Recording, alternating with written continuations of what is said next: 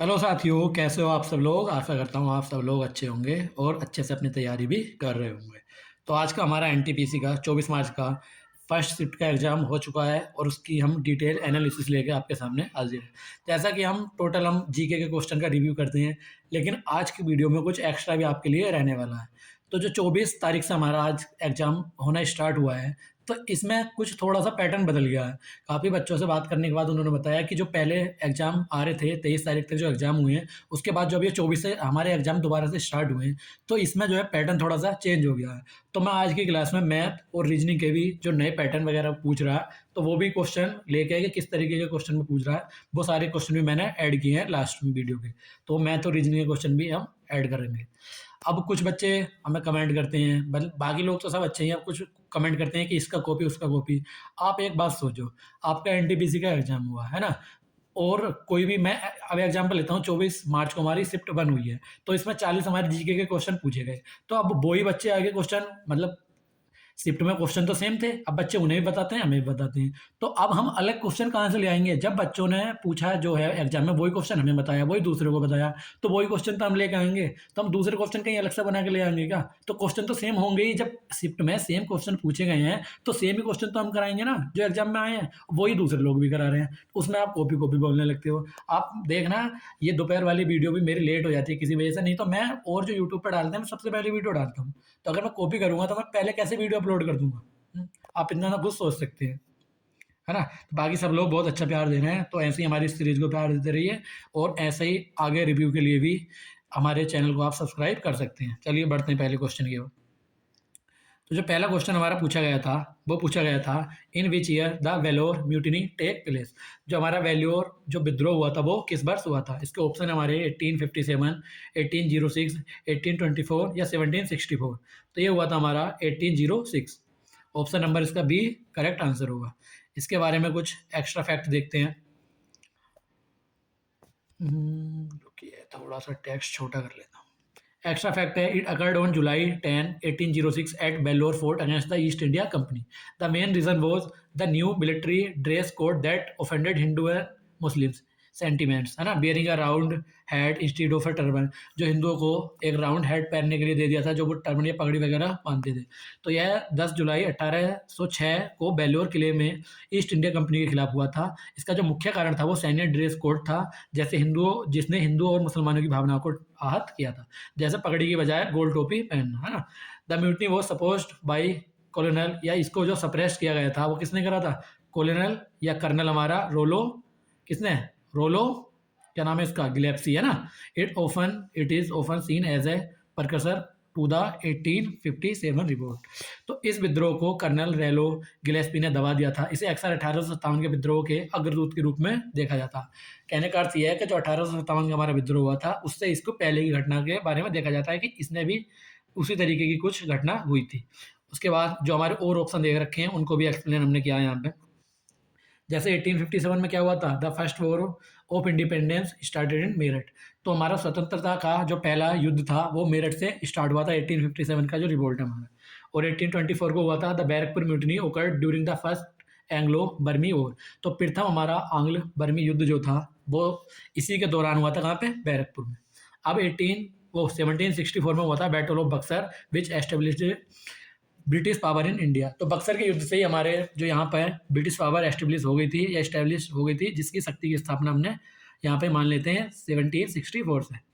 उसके बाद अगला क्वेश्चन हम देखते हैं। तो क्वेश्चन को आपको आंसर करना है कमेंट में, इससे आपको ज़्यादा टाइम तक भी आंसर याद रहेगा। विच article of Indian constitution deals with the composition of legislative counselling.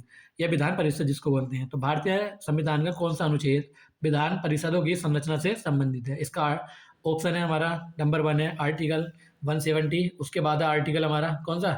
171, फिर 169, 172। बताओ कौन सा आर्टिकल संबंधित है? तो इसका आंसर होगा हमारा ऑप्शन नंबर बी। तो आप वीडियो को रोक कर भी आंसर दे सकते हैं अगर हम वीडियो जल्दी जल्दी कर रहे हैं तो। वो क्यों? फिर लेंथ बढ़ाने से वीडियो का कोई मतलब नहीं है। आप इसको आराम से रोक के क्वेश्चन को पढ़ सकते हैं और सोच के अपना आंसर भी दे सकते हैं। लेकिन ये वाली बात ध्यान रखना, पैटर्न चेंज हुआ है, और ये काफ़ी बच्चों ने बताया, एक बच्चे ने नहीं, कि पैटर्न चेंज हुआ है, अब थोड़ा और आसान पूछने लगा। चलो देखते हैं बाकी और ऑप्शंस को। अतिरिक्त फैक्ट है देखो, अनुच्छेद 171 कहता है कि परिषद में सदस्यों की कुल संख्या विधानसभा की कुल संख्या के 1/3 से अधिक नहीं होगी, है ना। जो हमारी विधानसभा होती है उसका 1/3 ही हो सकती है, उससे ज़्यादा अधिक हमारी संख्या नहीं हो सकती। और कम से कम कितनी हो सकती है, कम से कम 40 होनी चाहिए। Members are elected nominated from 5 categories, local body, graduate, teachers, assembly members and nominated governor, है ना। जो गवर्नर के द्वारा नॉमिनेट किए जाएंगे किस फील्ड में, literature, art, science, cooperative movement या सोशल सर्विस। लिसैस करके इसको याद करते हैं। लिसैस में इसमें सोशल सर्विस भी होता है, जबकि उधर अगर ऐड करता है राज्यसभा में तो उसमें सिर्फ ये 4 होते हैं, literature, science, art and cooperative movement. और इसमें नहीं नहीं, ली सेस उसमें भी मतलब 1 2 3 4 5 होते हैं, लेकिन उसमें ये कोऑपरेटिव मूवमेंट वाला नहीं होता। जो इसमें कोऑपरेटिव मूवमेंट है उसमें जो है ये सब होते हैं, लेकिन कोऑपरेटिव मूवमेंट नहीं होता। चलिए बढ़ते हैं अगले क्वेश्चन की ओर। उससे पहले इसके जो ऑप्शन है उनको एक्सप्लेन करते हैं। आर्टिकल 170 में क्या है, deals with the composition of legislative assembly. तो विधानसभाओं की संरचना के बारे में बताता हूँ आर्टिकल 170। और 169 एबोलिशन ऑफ और creation of legislative council in state, राज्यों में विधान परिषदों का उन्मूलन या सृजन। उसके बाद आर्टिकल 172 है ड्यूरेशन ऑफ स्टेट लेजिस्लेचर, राज्य विधानमंडलों की अवधि के बारे में बताता हमारा आर्टिकल 172। उसके बाद अगला क्वेश्चन है हमारा, अगला question, which of the following is a fundamental characteristics of Harappan civilization, या फिर जिसको इंडस वैली सिविलाइजेशन भी बोलते हैं। तो इसकी जो विशेषता थी या एक मौलिक विशेषता थी वो क्या थी, बताओ क्या थी। आयरन एज कल्चर थी, या प्लान्ड अर्बन ड्रेनेज सिस्टम था, या फिर नोमैडिक लाइफ स्टाइल था जिसको खाना बदोश जीवन शैली भी कहते हैं, या फिर एब्सेंस ऑफ ट्रेड या व्यापार की अनुपस्थिति। बताओ इसकी जो हमें मेन कैरेक्टरिस्टिक्स देखने को मिलती है वो मिलती है क्या, प्लान्ड अर्बन ड्रेनेज सिस्टम। जो इनकी जो जल निकासी प्रणाली थी वो बिल्कुल शहरी थी और वो बहुत ज़्यादा अच्छी तरीके से व्यवस्थित भी थी। उसके बाद इसकी कुछ डिटेल एक्सप्लेनेशन है और सब ऑप्शन को हमने यहाँ पे एक्सप्लेन कर रखा है। तो Harappa was a bronze age civilization, their cities Mohenjodaro and Harappa was divided into a citadel and lower town. तो जो हमारी हड़प्पा की सिविलाइजेशन है इसको कांस्य युगीन सभ्यता भी कहते हैं।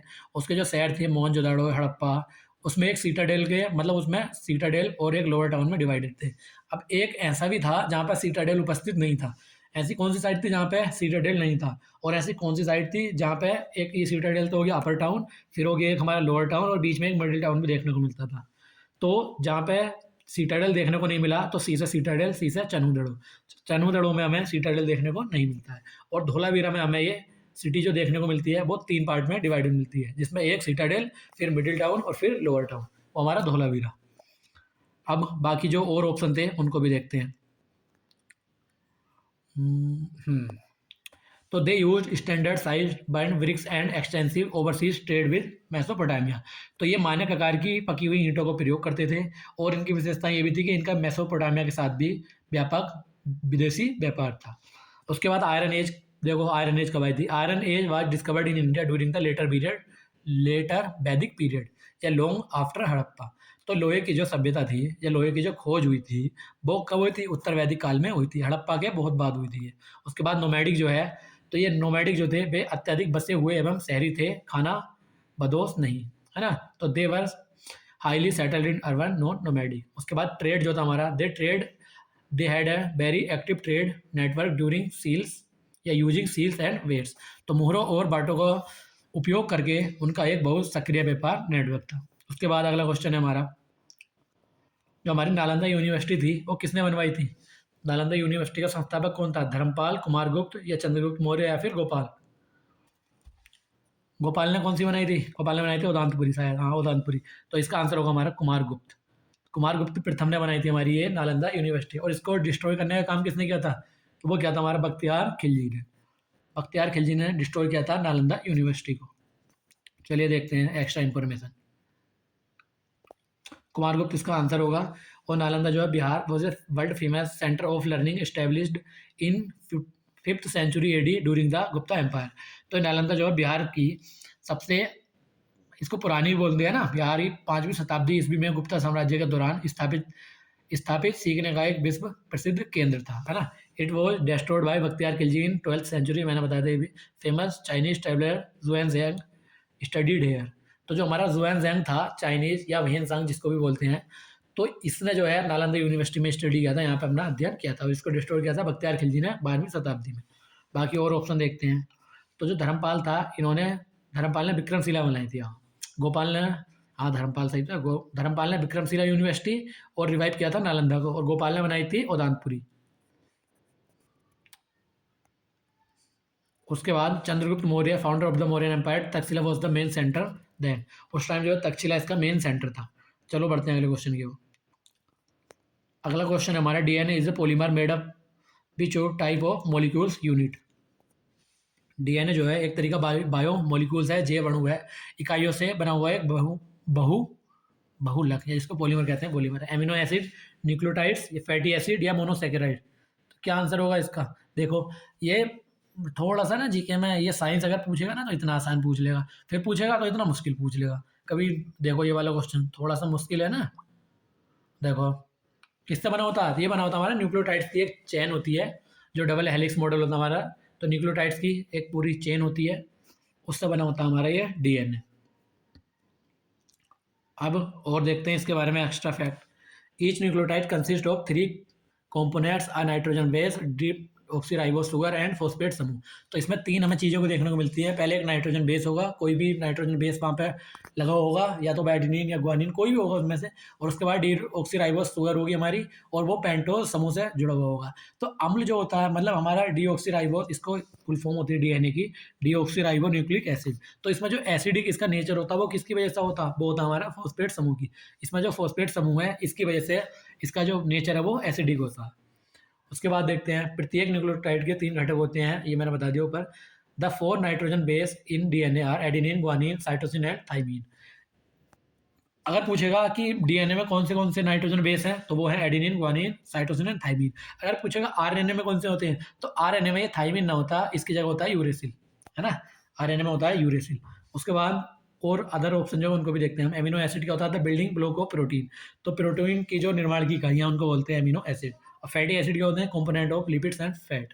तो लिपिड और वसा के जो घटक है वो हमारे फैटी एसिड है। मोनोसेक्राइड क्या होता है? Simplest form of carbohydrates like glucose. तो ग्लूकोज जैसे कार्बोहाइड्रेट का जो सबसे सरल रूप है वो है हमारा मोनोसेक्राइड। सेक्राइड भी कई प्रकार की होती हैं, करेंगे किसी और दिन discuss. Which keyword shortcut is use to switch between open tabs in a browser. तो ब्राउजर में खुले टैब के बीच स्विच करने के लिए कौन सा कीवर्ड शॉर्टकट यूज किया जाता है? बताओ, है ना। ऑल्ट प्लस टैब किया जाता है, या फिर ऑल्ट प्लस या कंट्रोल प्लस टैब, या control plus shift plus N, या कंट्रोल प्लस टी। क्या होगा इसका आंसर? इसका आंसर होगा हमारा option number B, control plus tab का उपयोग किया जाता है ब्राउजर में खुले हुए टैब के बीच स्विच करने के लिए। देखते हैं extra fact. Control plus tab moves to the next tab, while control plus shift plus tab moves to the previous tab. तो कंट्रोल प्लस टैब का जो उपयोग करते हैं हम अगले टैब पे या दाएं जाने के लिए करते हैं, जबकि control plus shift plus tab का उपयोग करते हैं पिछले या बाएं जाने की ओर। अब control plus 1 to 8 switches to specific tab number, control plus 9 always goes to the last tab. तो कंट्रोल प्लस 1 से 8 तक आप विशिष्ट टैब नंबर पर स्विच कर सकते हैं। जैसे आपकी 8 टैब खुली हुई हैं, तो उनमें से जिस टैब को भी जाना है आपको, और उसकी जगह उस संख्या को आप उपयोग करेंगे कंट्रोल के साथ, तो आप उसी टैब में पहुंच जाएंगे।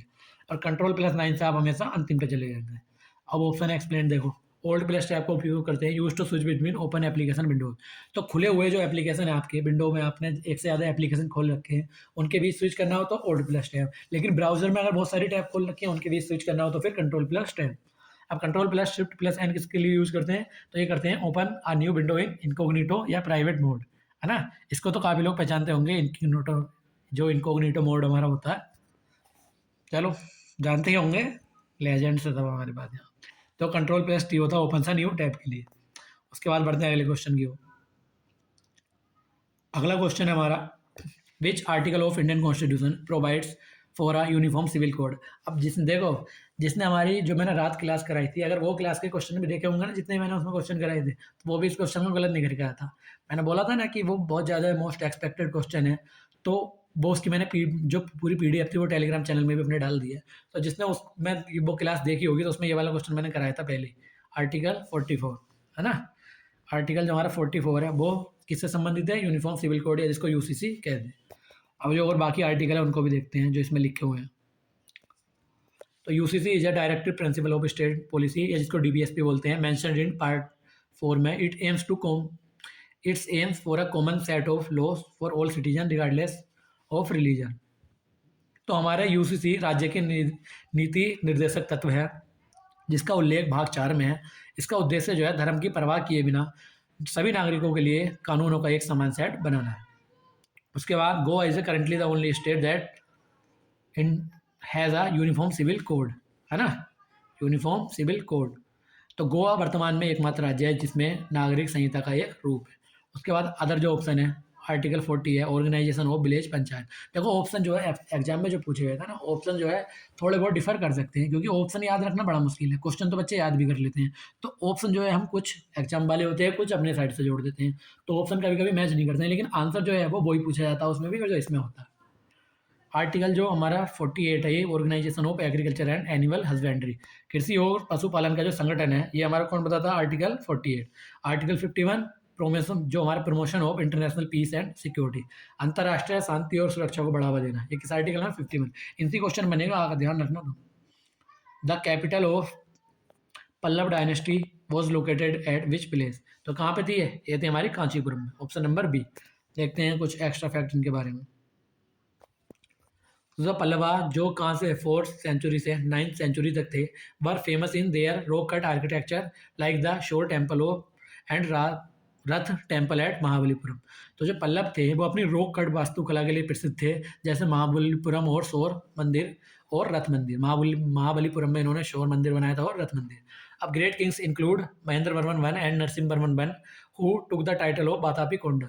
तो जो इसके महान राजा थे जैसे महेंद्र वर्मन प्रथम और नरसिंह वर्मन प्रथम थे जिन्होंने बातापी कोंडा की उपाधि भी ली थी। उसके बाद मदुरई जो थी वो किसकी कैपिटल थी, ये थी कैपिटल ऑफ पांड्यास की। और बादामी या जिसको बातापी बोलते हैं तो कैपिटल थी चालुक्यास की। चालुक्य की भी 2 कैपिटल थी, बताना कौन कौन सी थी। एक तंजौर थी कैपिटल ऑफ इंपीरियल चोला, तो चोला की जो कैपिटल थी क्या थी, तंजौर। उसके बाद बढ़ते हैं अगले क्वेश्चन की ओर। Which constitution amendment act is related to the urban local bodies. तो ये म्यूनसिपैलिटी से भी काफ़ी क्वेश्चन बनने हैं, तो ये वाले क्वेश्चन भी मैंने पिछले शिफ्टों के रिव्यू में भी कराए हैं और शायद मैंने हो सकता है कल वाली क्लास में भी कराया था, है ना। तो कौन सा होता है म्यूनसिपैलिटीज से, ये नगर पालिका से, तो वो हमारा संबंधित है आर्टिकल 74। और ये हमारा आर्टिकल अमेंडमेंट 74 और हमारा ये जो है 73 ये किससे है, ये पंचायत से रिलेटेड है। और ये जो देखो नीचे विस्तार से वर्णन है, मैं यहाँ पे नहीं नीचे बताऊँ। तो जो 74th हमारा अमेंडमेंट है act of 1992 added part 9A and 12th schedule to the constitution. It contain 18 functional item. तो आप इसके विषय भी याद कर सकते हैं, कितने विषय हैं इसमें, 18 विषय हैं। उसके बाद it gave constitutional status to 3 type of municipality, नगर पंचायत, म्यूनसिपल काउंसिल या फिर म्यूनसिपल कॉरपोरेशन। यह 3 प्रकार के नगर पालिकाओं को संवैधानिक दर्जा देता है। कौन कौन से, नगर पंचायत, नगर परिषद और नगर निगम। उसके बाद नीचे ऑप्शन एक्सप्लेन है और फिर अगला क्वेश्चन भी मैं लगा देता हूँ। ये अगला क्वेश्चन भी हमने लगा दिया। और ऑप्शन 73 जो है रिलेटेड टू पंचायती राज या रूरल लोकल बॉडीज। और जो 42 है इसको मिनी कॉन्स्टिट्यूशन भी कहते हैं। इसी ने जो है हमारे संविधान में 3 वर्ड जोड़े थे, कौन से, सोशलिस्ट, सेक्युलर एंड इंटीग्रिटी। अगर तब भी क्वेश्चन बनेगा इससे सोशल कौन कौन से वर्ड जोड़े, तो यहाँ पर सोवरेन जरूर लिख के देगा। तो सोवरेन इसमें नहीं है, इसमें जो है सोशलिस्ट है, सेक्युलर और इंटीग्रिटी है। तो इसको सीज करके या आई करके भी आप याद कर सकते हैं। उसके बाद जो 52 है ये हमारा रिलेटेड है एंटी डिफेक्शन लॉ से। जो 10th शेड्यूल है हमारा उसमें दल बदल विरोधी कानून जो है उसको जोड़ता है हमारे ये 52nd कॉन्स्टिट्यूशन अमेंडमेंट। अगला क्वेश्चन पूछा गया था, Mohiniyattam mentioned in the context of recent exam, it is a classical dance of which state. हाल ही की परीक्षाओं में जो उल्लेखित है मोहिनी अट्टम या किस राज्य का शास्त्रीय नृत्य है, किसका है मोहिनी अट्टम, तो सबको पता ही होगा। हाँ बताओ कहाँ का है मोहिनी अट्टम, कहीं ये केरला का तो नहीं है, तो ये हमारा केरल का। उसके बाद देखते हैं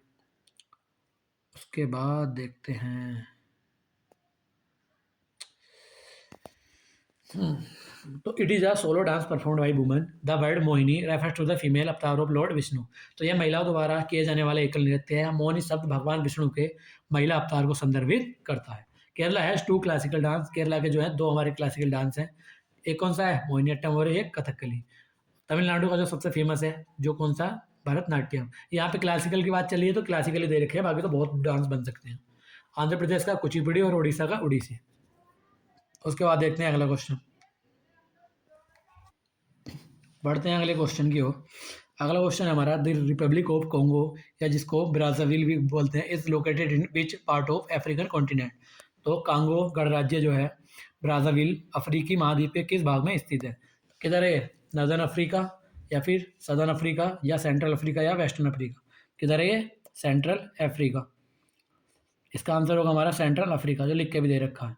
उसके बाद कुछ एक्स्ट्रा फैक्ट हैं इसके। The equator passes through the Republic of Congo, its capital is Brazzaville, है ना, located across the Congo river from Kinshasa या किशानसा। भूमध्य रेखा कांगो गणराज्य से होकर गुजरती है, जिसकी राजधानी ब्राज़ाविल है, जो कांगो नदी के पार किसानसा या डीआरसी के सामने स्थित है। The Congo river is only major river in world to cross the equator twice. तो कांगो नदी दुनिया की एकमात्र बड़ी नदी है जो भूमध्य हमारी रेखा है उसको 2 बार पार करती है। अदर ऑप्शन जो है इसके वो कुछ इस तरीके से हैं, और अगला क्वेश्चन भी लगा देते हैं। नदर्न अफ्रीका जो है countries like Egypt and Algeria यहाँ पे स्थित हैं, और सदर्न अफ्रीका में जो है countries like south Africa and Namibia यहाँ पे स्थित है, और वेस्टर्न अफ्रीका में जो है कंट्री लाइक नाइजीरिया एंड घाना। तो घाना और नाइजीरिया जैसे देश जो है वो वेस्टर्न अफ्रीका में है, और south Africa and Namibia southern Africa में, और नदर्न अफ्रीका में कौन कौन है? Egypt and Algeria. उसके बाद इन computer science what is the primary purpose of file validation. तो फाइल वैलिडेशन का जो है प्राथमिक उद्देश्य कंप्यूटर विज्ञान में क्या है? To compress a file, to check if a file meets the required format and criteria, या फिर टू डिलीट डुप्लीकेट फाइल, या फिर टू इनक्रिप्ट फाइल कंटेंट। बताओ क्या होगा इसका आंसर? इसका आंसर बताइए, जल्दी जल्दी बताओ। इसका आंसर होगा हमारा ऑप्शन नंबर बी। अब जीके में ना कभी कभी जब वो पूरी 100% तो नहीं वो एक्यूरेट हो, तो कभी कभी जीके में जैसे आपको कुछ क्वेश्चन करने ही है, अटैम्प्ट करने ही है, और आपको क्वेश्चन आता नहीं है, तो उसमें ना आप एक छोटी सी ये वाली ट्रिक देख सकते हैं कि जो ऑप्शन थोड़ा डिटेल एक्सप्लेन हो, थोड़ा सा लंबा जो होता है जिसमें उसकी डिटेल एक्सप्लेनेशन होती है, खुद क्वेश्चन को एक्सप्लेन कर रहा है ना, ऑप्शन भी खुद को एक्सप्लेन कर रहा है, तो ज़्यादातर वही उसका आंसर होता है ना। जैसे हिंदी लाइक सब्जेक्ट में और जीके में तो ज़्यादातर देखा गया 80% टाइम वो आंसर होते ही है, तो आप इसको भी यूज कर सकते हैं, वो भी कम, तब आपको बिल्कुल कुछ नहीं आता और क्वेश्चन करना ही करना पड़ेगा, तो आप इसको भी आप यूज़ कर सकते हैं। और बाकी जो है इसके बारे में एक्स्ट्रा डिटेल है, यह जांचना है कि फाइल आवश्यक प्रारूप और मानदंडों को पूरा करती है नहीं, इसके लिए इसका उपयोग करते हैं। तो वैलिडेशन सुनिश्चित करता है कि अपलोड की गई फाइल हानिकारक नहीं है, और अनुमति देता है अनुमत एक्सटेंशन, जैसे पीडीएफ जेपीजी से मेल खाती है। यह एसक्यूएल इंजेक्शन और अन्य हमलों से भी बचाता है। कंप्रेस करना क्या होता है? Reducing file size using algorithm. तो जो आपने जिप फाइल देखी होगी ना, तो वो कंप्रेस फाइल ही होती है, उनको कंप्रेस करके छोटे आकार में बदल के अपलोड किया जाता है। डिलीट डुप्लीकेट्स, तो ये प्रोसेस हमारी कहलाती है क्या? डेटा या डेडुप्लीकेशन, है ना। और इनक्रिप्ट क्या होता है? Converting data into a secret code और सिक्योरिटी। तो जो एक अलग सी भाषा में फाइल को बना देता है जिसको सिर्फ वही पढ़ सकता है, जिसके लिए इनक्रिप्ट होती है। तो इनक्रिप्शन और डिक्रिप्शन आपने सुना होगा ना, तो वही है। उसके बाद इन विच सेशन ऑफ कांग्रेस या Indian national Congress was the non cooperation movement finally confirmed. तो किस कांग्रेस के अधिवेशन में जो हमारा असहयोग आंदोलन की अंतिम पुष्टि की गई थी? तो कौन से में की गई थी? कलकत्ता सेशन, नागपुर सेशन, या बेलगाम सेशन, या फिर लाहौर सेशन? बताओ। इसका आंसर होगा हमारा ऑप्शन नंबर कौन सा? बी, नागपुर सेशन 1920 के। इसमें की गई थी हमारी ये घोषणा कि हमारा जो है असहयोग आंदोलन होगा, नॉन कोऑपरेशन मूवमेंट अब होगा। तो और एक्स्ट्रा फैक्ट देखते हैं। जो Nagpur session was presided over by C Vijaya Raghavacharya, है ना, विजय राघवाचार्य ने इसकी अध्यक्षता की थी। Here the Congress goal was change from self-government through constitution means to Swaraj through peaceful means. तो नागपुर सत्र की जो अध्यक्षता थी श्री विजय राघवाचार्य ने की थी। यहाँ कांग्रेस का जो लक्ष्य था वो संवैधानिक माध्यमों से स्वशासन से बदलकर शांतिपूर्ण साधनों से स्वराज कर दिया गया था। A revolutionary change in Congress organised was made by forming provincial Congress committee on a linguistic basis. तो भाषाई आधार पर प्रांतीय कांग्रेस समितियों का गठन करके कांग्रेस संगठन में क्रांतिकारी बदलाव किया गया। उसके बाद जो डिटेल और यहाँ पर बाकी सेशन लिख रखे हैं उनके बारे में भी देखते हैं क्या क्या। तो जो हमारा कलकत्ता का 1992 का सेशन हुआ था, तो ये फेमस था किस लिए? Special session presided by Lala Lajpat Rai where the resolution was first pass, तो लाला लाजपत राय की अध्यक्षता में विशेष सत्र जहां प्रस्ताव पहली बार यह पारित हुआ था। बेलगांव सेशन था the only session presided by Mahatma Gandhi. तो महात्मा गांधी ने अगर कोई भी कांग्रेस का सेशन प्रेसाइड किया था वो कहाँ का था? बेलगांव का, वो भी 1924 में। उसके बाद लाहौर का जो 1929 का हुआ था, यहाँ पे रेजोल्यूशन को कर दिया गया था क्या? पूर्ण स्वराज। तो पूर्ण स्वराज जो पास हुआ था रेजोल्यूशन, वो कहाँ पे हुआ था? लाहौर के 1929 में। और किसके द्वारा? बताओ कमेंट में। तो हमारा अगला क्वेश्चन है हमारा, the 102 constitution amendment act is primarily related to which of the following. जो हमारा 102 संविधान संशोधन अधिनियम मुख्य रूप से निम्नलिखित में से किससे संबंधित है? तो ये किससे संबंधित है? जीएसटी से संबंधित है, या फिर एनसीबीसी से, या ईडब्ल्यूएस से, या फिर एक्सटेंशन ऑफ एससीएन एसटी से? बताओ किससे संबंधित है? बताओ। 102 तो कॉन्स्टिट्यूशन स्टेटस टू एनसीबीसी, इसका ऑप्शन नंबर हमारा आंसर होगा बी। ये संबंधित है हमारा एनसीबीसी से, है ना। देखते हैं एक्स्ट्रा इंजन जानकारी इसके बारे में। It's granted constitutional status to National Commission for Backward Classes (NCBC) and added Article 333B and 342A। इसने राष्ट्रीय पिछड़ा वर्ग आयोग एनसीबीसी को संवैधानिक दर्जा दिया और अनुच्छेद 338B और 342A को जोड़ा। Note the 105th constitution amendment later clarified that state have the power to identify their own OBC list. तो 105 में जो हमारा संविधान संशोधन हुआ, इसने बाद में स्पष्ट कर दिया कि राज्य के पास अपनी ओबीसी सूची बनाने की पहचान करने की शक्ति उसको खुद दी जाती है। उसके बाद जीएसटी किससे हुआ था? 101 अमेंडमेंट से, और ईडब्ल्यूएस 103 से, और एससी एसटी हुआ था 104 से। ये बात कर रहा था कौन से की? 10 किसकी बात कर रहा था ये वाला अभी जो हमने क्वेश्चन करा? अरे 102। चलो अगले क्वेश्चन की ओर बढ़ते हैं। क्वेश्चन की नंबरिंग से आप मत सोचना कि यहाँ पे क्वेश्चन नंबर 1 लिखा आ गया। ये क्वेश्चन ऐड करने में बच्चे भेजते हैं तो वो नंबरिंग करने से हो जाता। विच February 2026 event was highlighted in the context of Indian navy technological advancement, है ना। तो ये बेस्ड था किस पे है? हमारे जो फरवरी का रिसेंट करंट अफेयर्स था। तो भारतीय नौसेना की तकनीकी प्रगति के संदर्भ में फरवरी 2026 की किस घटना पर प्रकाश डाला गया था? किस पे था? इंडक्शन ऑफ आईएनएस विक्रांत, या successful trial of indigenous sea west missile, या फिर मिलान 2026 नेवल एक्सरसाइज, या फिर लॉन्च ऑफ प्रोजेक्ट 75I। बताओ क्या आंसर होगा इसका? तो इसका आंसर होगा हमारा कौन सा? ऑप्शन नंबर सी, मिलान 2026 नेवल एक्सरसाइज। देखते हैं इसको डिटेल में। मिलान 2026 is a biennial multilateral naval exercise hosted by the Indian Navy at Visakhapatnam. Focus किस पे था इसका? फोकस बताओ किस पे था? अरे ये जो 3 वर्ड लिखे हुए हैं इन्हीं पे इसका फोकस था। ये मत सोचना कि मुझसे पढ़ ही नहीं जा रहे इसलिए मैंने छोड़ दिया, क्या पता ना पढ़े जा रहे हो, है ना। चलो ये वाला नहीं पढ़ा जा रहा है, ये पढ़ते हैं। कोहेशन, कोलेबोरेशन एंड कैमराडेरी पता ना क्या लिख रहा है, छोड़ो। मिलान 2026 विशाखापट्टनम में भारतीय नौसेना द्वारा आयोजित एक द्विवार्षिक बहुपक्षीय नौसैनिक अभ्यास था जो सौहार्द, सामंजस्य, सहयोग पर केंद्रित था। थोड़ी सी ना इसको पतली कर लेते हैं, ये कुछ ज़्यादा मोटी हो रही है। अब ठीक है।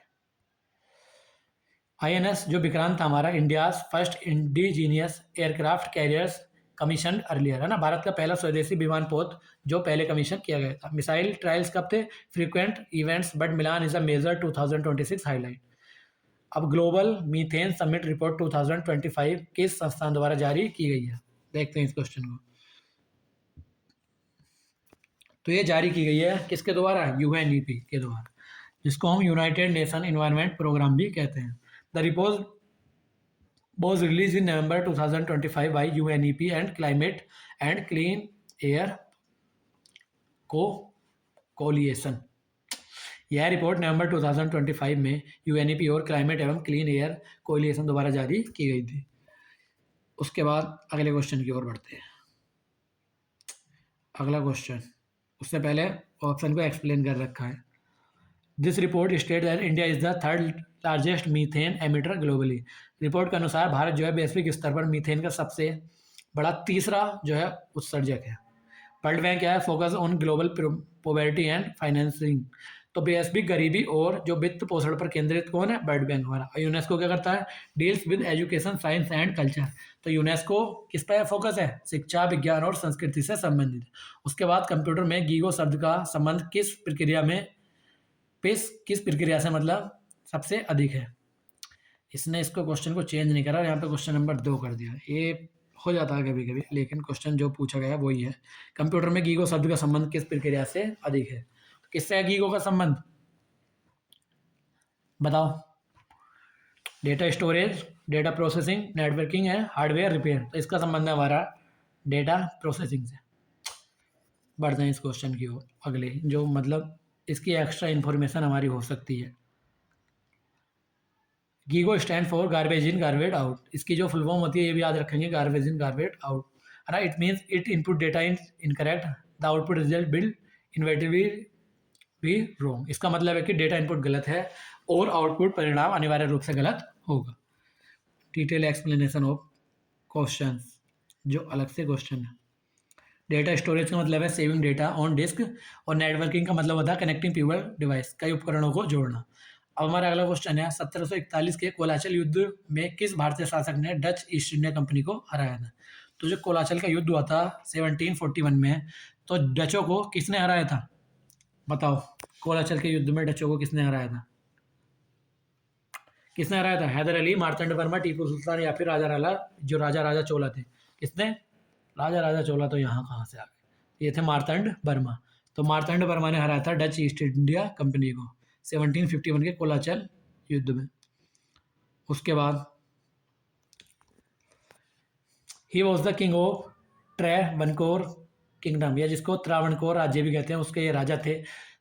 This was a rare instance where an Asian power defeated a European naval force. तो यह पहली बार था जब किसी एशियाई शक्ति ने यूरोपियन नौसेना को हराया था। Following that this defeat the Dutch never recovered their influence in India. तो इस डिफीट के बाद डच कभी भी अपना प्रभाव पूरी तरीके से भारत में वापस नहीं बना सके थे। अब हैदर अली कौन थे? रूलर ऑफ मैसूर थे। Tipu Sultan known as the tiger of Mysore, तो मैसूर के शेर के रूप में किसे जाना जाता है? टीपू सुल्तान। अगले क्वेश्चन की ओर बढ़ते हैं। अगला क्वेश्चन है हमारा 71st जो हमारा नेशनल फिल्म अवार्ड था, इसमें दादा साहब फाल्के पुरस्कार 2023 किसको मिला है? बताओ किसको मिला है? किसको? रजनीकांत को, मोहनलाल को, या वाहिदा रहमान को, या फिर अमिताभ बच्चन को? ये मिला हमारा किसको? मोहनलाल को। मोहनलाल को हमारा दादा साहब फाल्के अवार्ड मिला है। Mohanlal is a legendary actor from Malayalam film industry. तो मोहनलाल जो है मलयालम फिल्म उद्योग के एक दिग्गज अभिनेता हैं। The 53 award 2021 was given to Wahid Rehman, या वाहिदा रहमान को ये जो तड़ेपनवा हमारा पुरस्कार था यही वाला दादा साहब फाल्के, ये किसको दिया गया था? वाहिदा रहमान को। दादा साहब फाल्के जो highest award in Indian cinema है। फर्स्ट विनर कौन थी? देविका रानी थी 1969 में, पहली विजेता। उसके बाद क्वेश्चन अगला देखते हैं हम। जो संत तुकाराम थे, संत तुकाराम महाराज ने अपने अभंग किस भाषा में लिखे थे? इन्होंने अभंग लिखे थे किस भाषा में? मराठी में।